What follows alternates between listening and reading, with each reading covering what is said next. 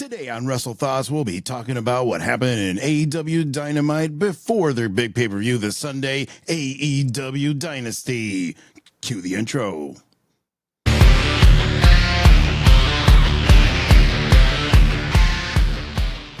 And welcome back to Wrestle Thoughts. Today we're going to talk about AEW Dynamite today before their big pay-per-view, Dynasty, which happens this Sunday. And honestly, I wanted to give it a shot. I know we're WWE guys here in El Sampler Pod. You know what? It's been maligned. It's been a promotion that everybody said, oh, it's trash, it's not that good, or whatever it is. And it seems like the crowds are getting smaller, the ratings are getting lower. But I decided, I was like, you know what? Let's give them a shot. They have a lot of talent. Their in-ring is actually not bad at all. It's pretty good. But let's see. I wanted to give it a shot. So first thing that happened in the show, we had Jon Moxley come out to the ring with his New Japan Pro Wrestling title, which he just won from Tetsuya Naito last Friday.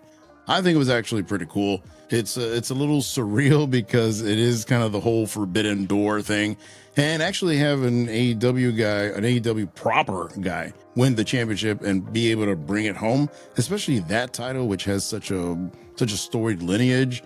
I think it was a really cool thing, really cool visual. I do like the old belt better than this one, but hey, I mean, you can't complain. It is what it is. But obviously, Jon Moxley went to the ring, cut a really intense promo, as he always does, about AEW, being a great company, blah, blah, blah.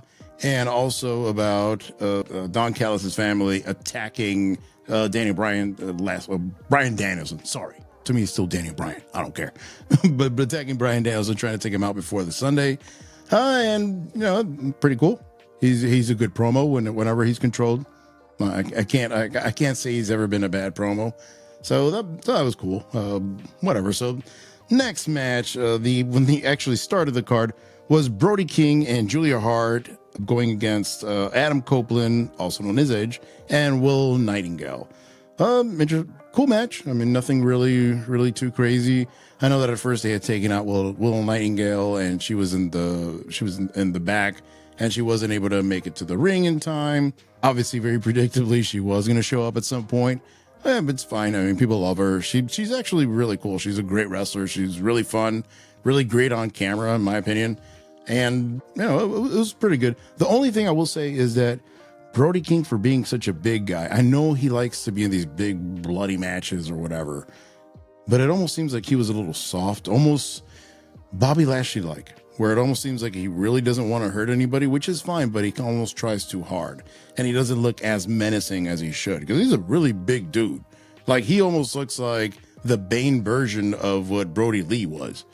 So he's a pretty scary guy. And honestly, I like him. I'm cool with him. His whole faction with what's his face, Buddy Matthews and Aleister Black, I think it's really cool. I think it's a really nice faction. Obviously, they haven't done much with them, but I think at least visually is pretty cool. And Julia Hart, having her switch to heel, that was great for her career. And for her being so young, I mean, she's grown incredibly since last time I was watching the show, which honestly the last show I think was last October when I went live to the show. So I'm glad that was I mean, honestly, it was a pretty decent match. It was a pretty good match. Nothing of significance really happened. Julia ended up hitting Willow Nightingale with she wrapped how do you call it, a chain around her fist and knocked out Willow Nightingale. They got the win. Cool. Then I mean, not much happened after that. Then we had the Young Bucks and Okada. They defeated Daniel Garcia, Penta Cerromero, and Pac. After Okada scores the win over Daniel Garcia, very predictable. I knew that the Young Bucks weren't gonna take an L, right, especially right before the pay-per-view, and with Okada, which is one of their biggest signings. Decent match, nothing really special. It wasn't too, honestly, even for Young Bucks and especially Young Bucks and maybe even Penta and Pac. They did have some flippy moves, but I don't think it was anything egregious. It wasn't anything too crazy that I was like, oh my God, they're going to break their necks. That was actually pretty good.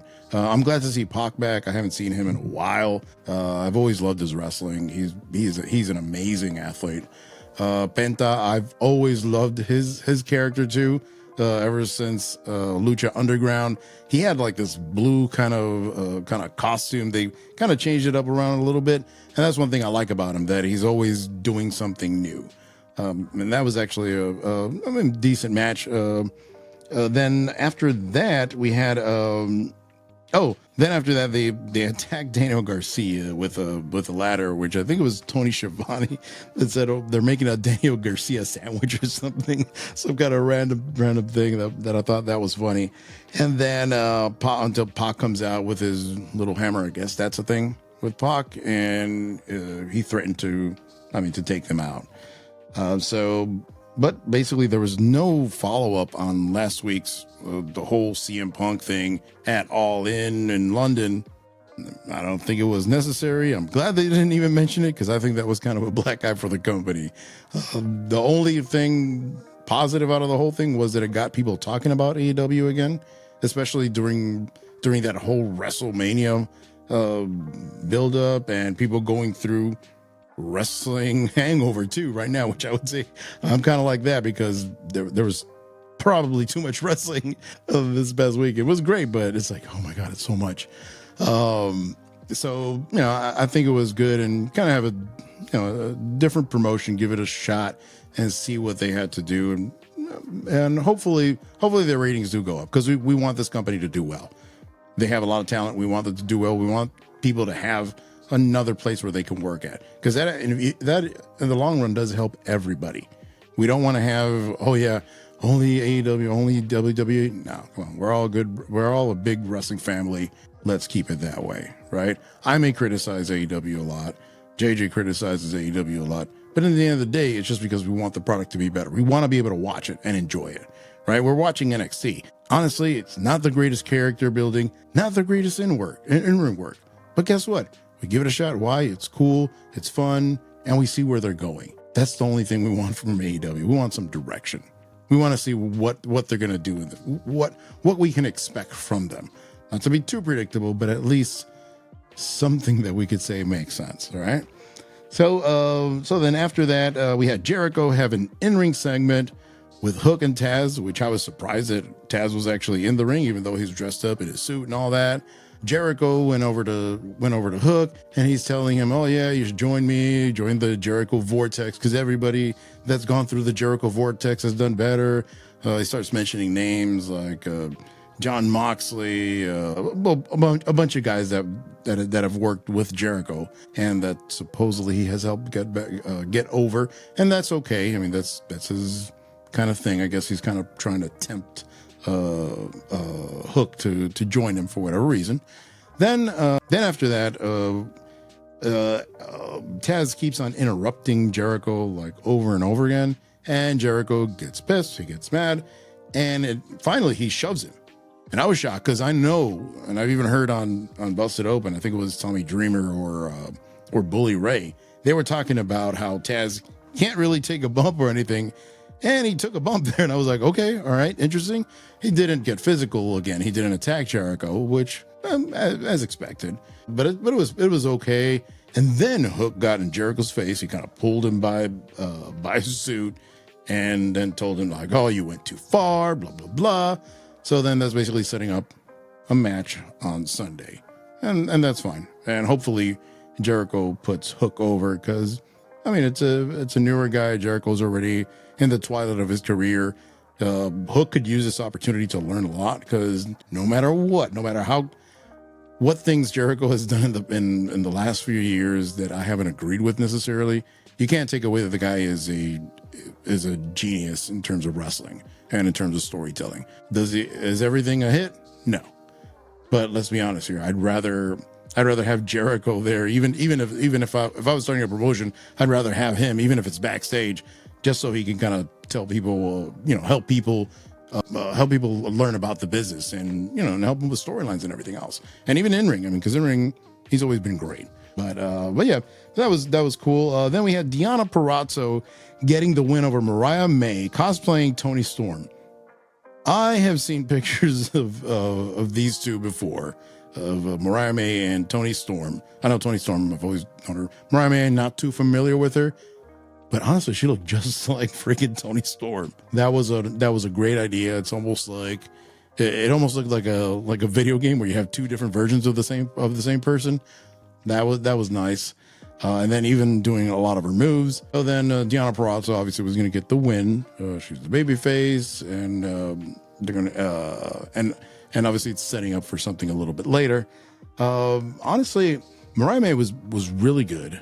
Even though she was doing most of Toni Storm's move. Deonna Purrazzo, she's always been really, really good. For whatever reason, it seems like WWE never knew what to do with her when she was in NXT. Then she went to TNA and she became a huge star. She's done, I mean, just amazing things. And she's wrestled all over the world.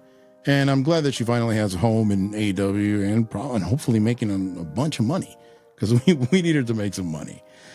So that was cool. Then we had Toni Storm attack Deonna Purrazzo, put her in a kind of a attack Deonna Purrazzo after the match.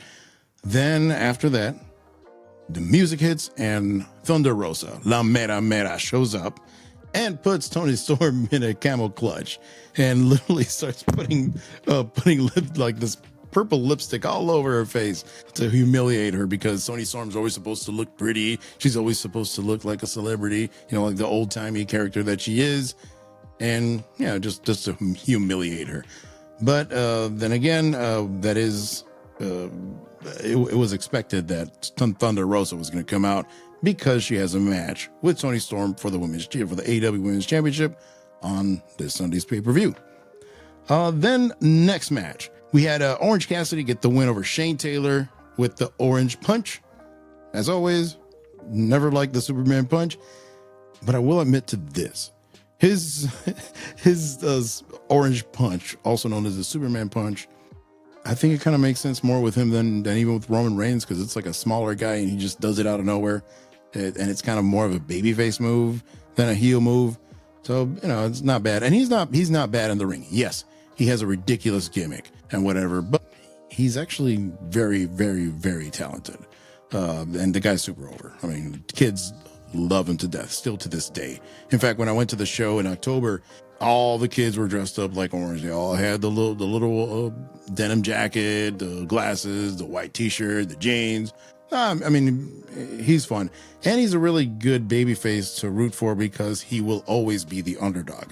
He's kind of like a cleaner version of Darby Allin, I'd say. Like, not so, he does take some risks, but he's not insane in that sense. So that was actually pretty cool. The one thing I forgot to say is at then at the end of that match, we also had, what's her face? Mercedes Moné also came out to help out, but not much there. I mean, I'm still kind of on the fence with her. I hope they're able to do something with her, but I don't think that signing's really going to pan out. Then we had, in the main event of the night, we had Will Ospreay getting the win over Claudio Castagnoli, also known as Cesaro. And then afterwards, Don Callis' family attacks Castagnoli. And who comes for the save? Jon Moxley. Wild Thing hits, and then he comes out, saves the day. Honestly, it was a pretty good match for being a Will Ospreay match. Then again, it seems like it was a little tame, and I'm glad to see that. It wasn't as crazy. It wasn't as flippy. So hopefully, and please, have it be that way. Have AEW. I still want to see incredible feats of athleticism on AEW. Don't get me wrong. That's what their signature is. Don't try to copy WWE, because it'll never work. But I do want to see some better storytelling. And I don't want the guys to kill themselves over doing a move. Because, I mean, come on, man. Like we want everybody to be healthy and have a long career.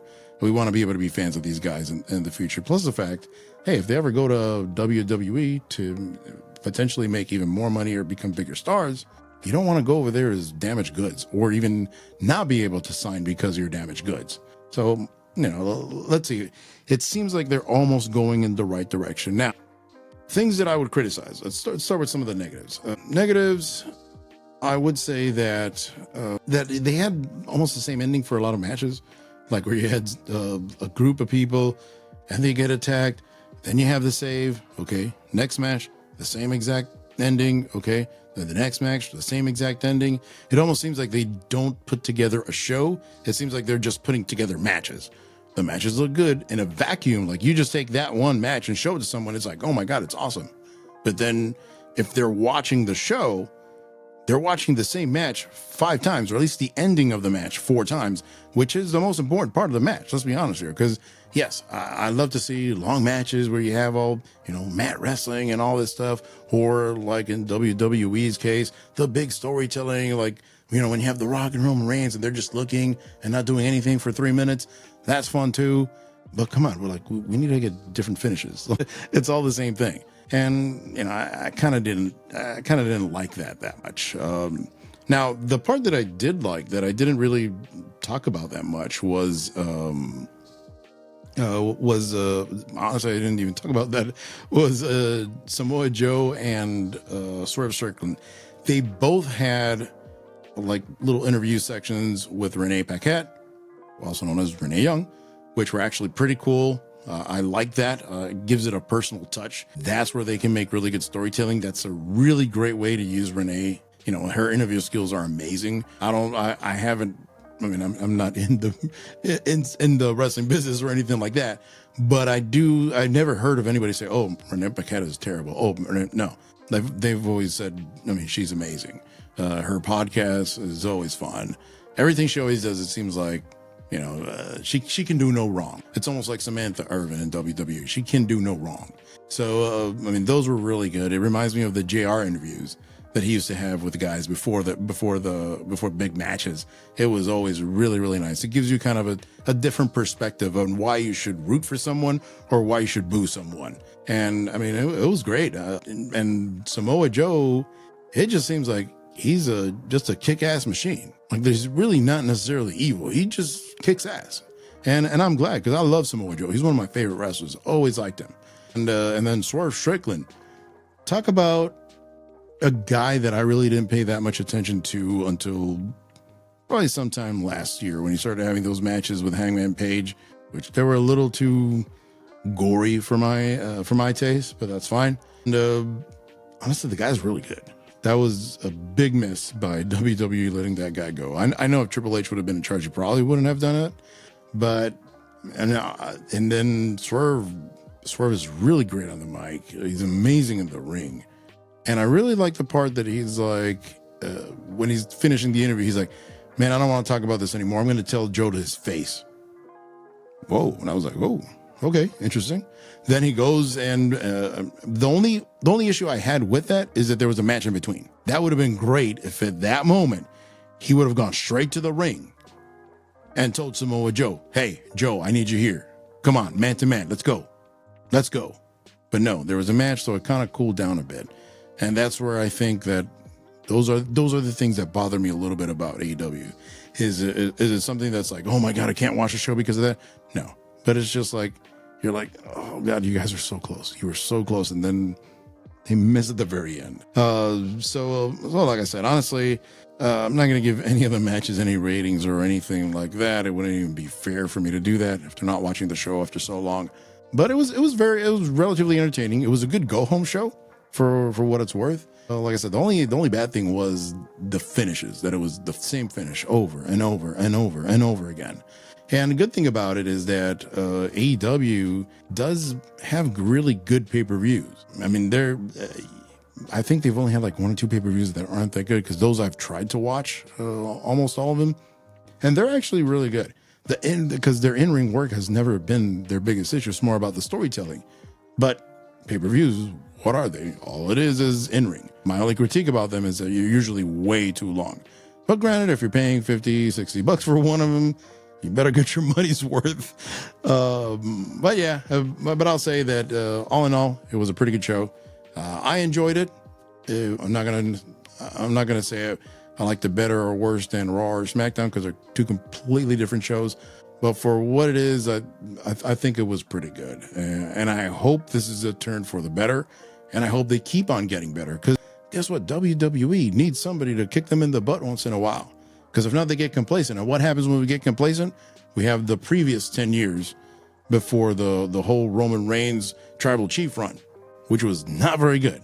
Which most of the times it's like, oh God, here we go again. Like it was a chore to go through Raw.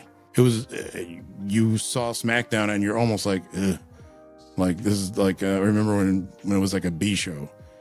But Raw was supposedly the most important show and it wasn't that good. And then SmackDown was even a watered down version of that. And they started changing things a little bit after the pandemic. And now we have the product. After, we see the culmination of what that product was in WrestleMania 40. And I'm glad that they changed. I'm glad that they did a lot of good things. And hopefully AEW is able to do the same thing, turn it around. They're still a young company. They still have a lot to go. They should probably get a better booker, somebody that knows the business, or at least somebody to organize the matches and like, okay, what's your match? What are you doing in the match? What's your finish? What's your match? What are you doing? What's your finish? Okay, your finish, the other guy's already using it. You can't use it. Or this move, okay, we can't have 5 Canadian Destroyers in one show. All right, so this match gets it. That's it. That's the only show that gets it. That's the only match that gets it. That will be cool. That I think would make the product so much better. But anyways, I'm not sure if I'll do a prediction show or not for the pay-per-view. But anyways, if not, I'll at least write something and post it on our YouTube page so you guys can see, maybe even on Twitter. So just enjoy the show for what it is. Let's stop the infighting let's stop the tribalism, kind of like Edge said a couple of weeks ago. And let's just enjoy the shows, guys. All right, so just take care. Peace. Be safe out there. Remember to like and subscribe to our channels. Peace.